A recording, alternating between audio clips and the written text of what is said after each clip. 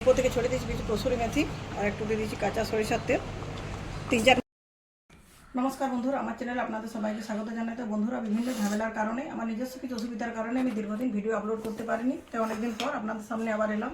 তো বন্ধুরা, ভাবলাম প্রথম দিন মাছ দিয়ে শুরু করি। তাই এখানে সিলভার কাপ মাছ নিয়েছি, সেই মাছ দিয়ে আমি ঝাল বানাবো। এই জন্য দেখুন মাছের পিসগুলো খুব ভালো মতো করে ধুয়ে পরিষ্কার করে নিয়েছি। এখানে কি লবণ আর হলুদ মাখিয়ে নেব। তার সাথে দিয়ে দিচ্ছি একটু সর্ষের তেল। তেল মাখিয়ে রাখলে কি হয়, আগে থেকে মাছটা যখন ভাজা হয় তখন গায়ে তেল ছিটকে যায় না।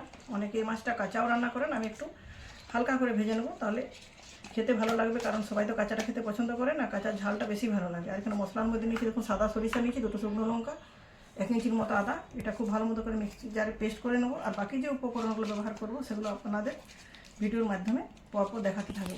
তো চলুন বন্ধুরা, রান্নাটা শুরু করি। অবশ্যই রান্নাটা করবো সর্ষের তেলে, আপনারা সাথে থেকে পাশে থেকে দেখতে থাকুন। তো বন্ধুরা দেখুন, মাছ ভাজার জন্য সরষের তেল দিচ্ছি। তেলটা খুব ভালো মতো গরম হয়েছে। গরম তেলে মাছগুলো উল্টে পাল্টে ভেজে নেবো।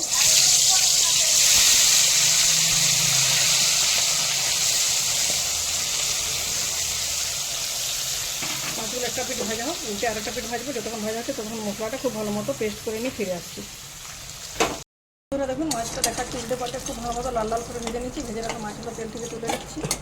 আমি আগেই বলেছি এই রান্নাটা কাঁচা করলেও ভালো লাগে, কিন্তু অনেকে কাঁচা খেতে পছন্দ করেন না। ওই জন্য আমি ভাজা মাছেরই ঝাল করবো। এখানে দিয়ে দিচ্ছি কেটে রাখা পেঁয়াজটা খুব ভালো মতো লাল লাল করে ভেজে নিচ্ছি।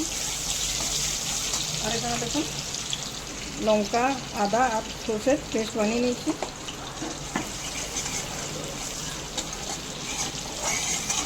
বন্ধুরা দেখুন, পেঁয়াজটা খুব ভালো মতো লাল লাল করে ভাজা হয়ে গেছে। এবার কেটে রাখা টমেটো দিয়ে দিচ্ছি। টমেটোটা যাতে তাড়াতাড়ি সিদ্ধ হয় সেজন্য এখানে দিয়ে দিচ্ছি লবণ। টমেটোটা খুব ভালো মতো করে কষিয়ে নিচ্ছি। টমেটো সিদ্ধ হয়ে যখন গোলা গোলা হয়ে যাবে তখন এই পেস্ট করা মশলাটা অ্যাড করে দিই।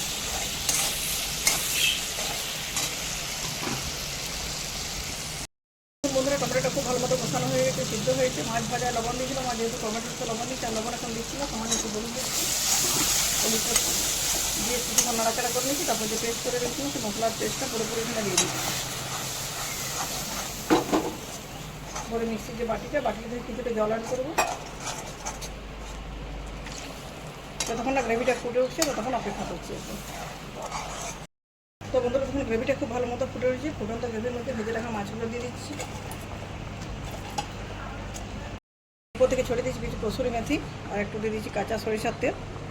3-4 মিনিটের মতো লো টু মিডিয়াম হিটে ফুটিয়ে নিচ্ছি, তাহলে আমার রান্না হয়ে যাবে ঝাল।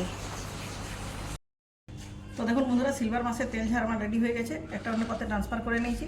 উপর থেকে কিছু আর কসুরি মেথি পাতা ছড়িয়ে দিয়েছি। তো বন্ধুরা গরম গরম ভাতের সাথে খাবেন, খেয়ে এবং খাই আনন্দ পাবেন। তো বন্ধুরা, আমরা যেহেতু বাঙালি মাছ খেতে ভালোবাসি, মাছ আমাদের প্রিয় খাবার। মাছ ভাত পেলে অন্য কিছু চাই না। তো বন্ধুরা অবশ্যই বাড়িতে আপনারা বানাবেন। রেসিপিটি কীরকম লাগলো কমেন্ট করে জানাতে ভুলবেন না।